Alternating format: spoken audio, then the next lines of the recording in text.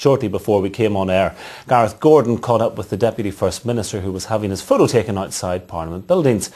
He wouldn't give too much away, though, about what will happen on Thursday. Martin, now that you're here, are you going to be nominating as Deputy First Minister on Thursday? I'm just going back into my office to continue with my work, and obviously you all know that discussions are taking place on an ongoing basis to deal with the outstanding issues that St Andrews threw up, and that's exactly where things are at. Is there a realistic possibility of an election out of this?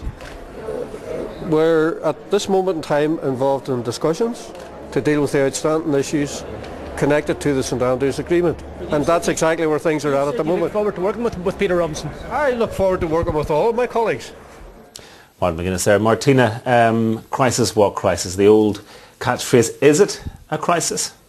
Well, it depends on who you talk to. Some people say it's just a little bitty mini crisis that can easily be resolved. If you look at the morning papers, we have the newsletter leading with the DUP Sinn Féin standoff may bring down the Assembly, and then we have the Irish News not covering it at all on their front page. So I think people are still making up their mind whether this is a high-stake game of poker from which both parties will emerge with a deal, and it'll be business as usual with Peter Robinson and Martin McGuinness heading a new administration. It's kind of hard to say. It's pretty clear, though, that Sinn Féin, I think, are prepared to follow through. They wouldn't go for this brinkmanship. And the DUP are playing along with this poker game. We heard confirmation today that Jeffrey Donaldson has been appointed Director of Elections. So I think, it's a bit of choreography. There's still a lot of negotiating to be done. Thursday is the day that the Assembly is expected to meet, and we'll see what happens. Of course, Thursday, the day that if everything had gone to the plan, we would have had Peter Robinson installed as First Minister. It's a point where there is room now for negotiation and leverage, perhaps. Will we see him installed as First Minister, or there are other possibilities as well you've been checking out today?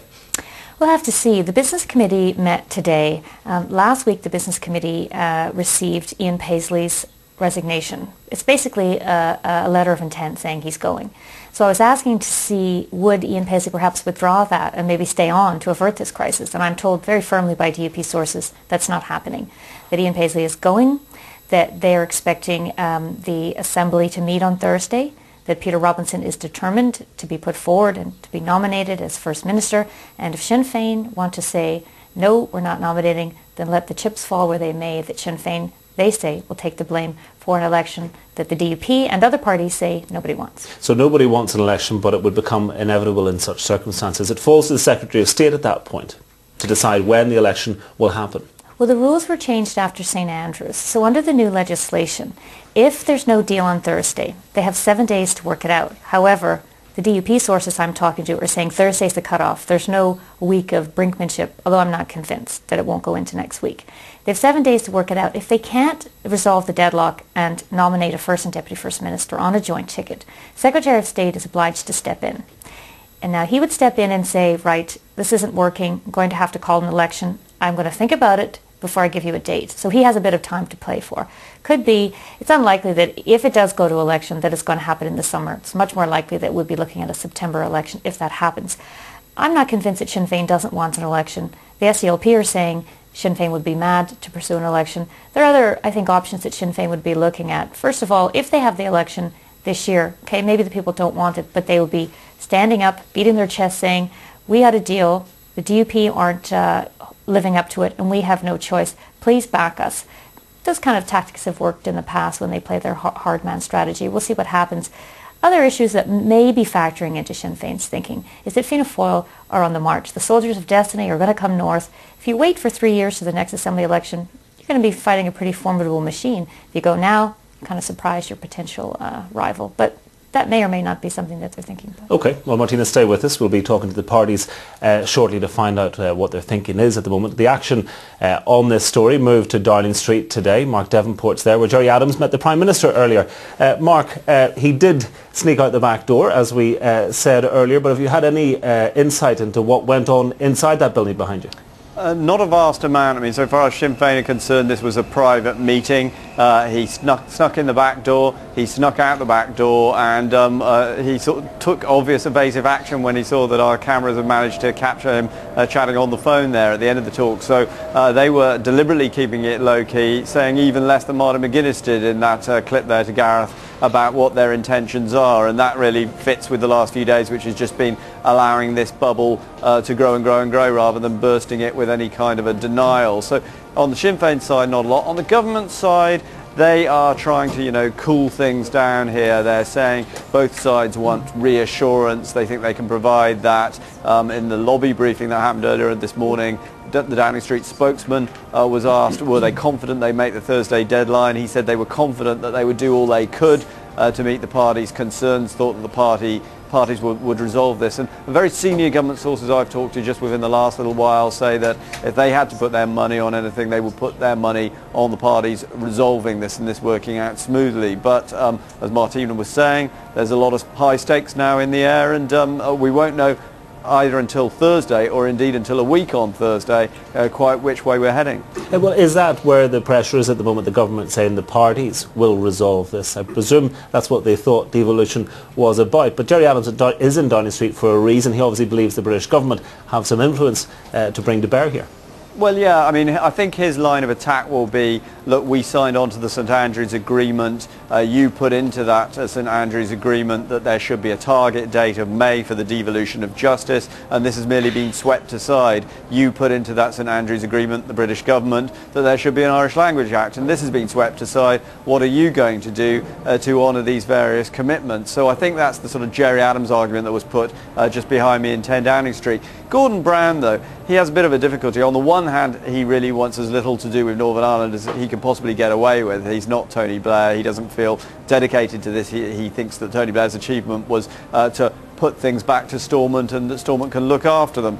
The other factor, and it's an obvious factor here when you're knocking around Westminster, is that the government is intent, it's focusing on a debate which is coming up on Tuesday next week about its proposal to detain terrorist suspects for 42 days. Now, they have diffused to some extent some of the possibility of a Labour rebellion over that, but they still are in a position where I think they would like to have the DUP's votes in the bag for that. So this isn't a time, I think, when the DUP arrive here later on this afternoon or this evening, that Gordon Brown will really be wanting to make any dire threats to the DUP, because he's wanting to be nice to them and to get them going through the lobby with him just next week.